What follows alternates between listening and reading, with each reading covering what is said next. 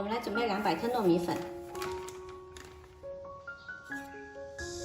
加入160毫升热水，先调成絮状，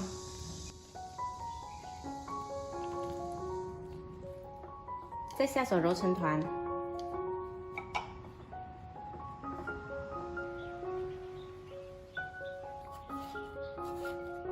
揉好后呢，是一个比较软的粉团，我们再把它搓成一个个小丸子，再捏成这样子的一个小饼就可以啦。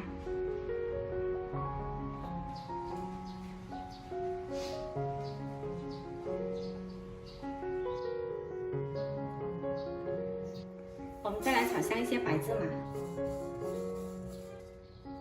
炒香了放着备用。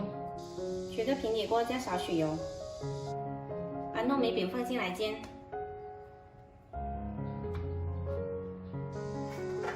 调小火慢煎，煎到2面都金黄。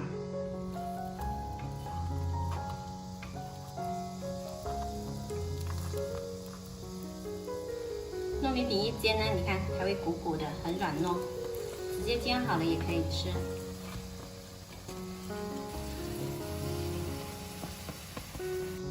煎好了是这样子的，圆圆鼓鼓的，特别可爱。夹出来放着备用。锅里留一点点底油，加入100克清水，40克红糖，调中火煮。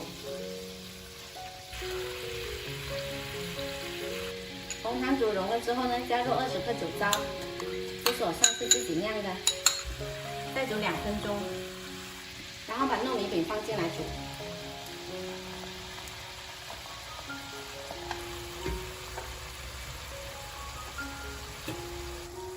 煮的过程多翻一下面，让糯米饼呢包裹住红糖汁。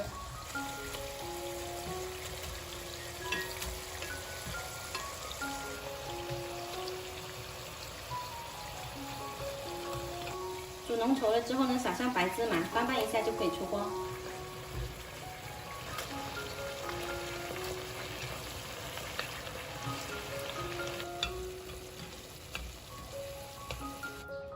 今天这道红糖糯米糕呢，吃起来软糯香甜，有些地方呢叫红糖粑粑糕，喜欢的朋友可以试一下喽。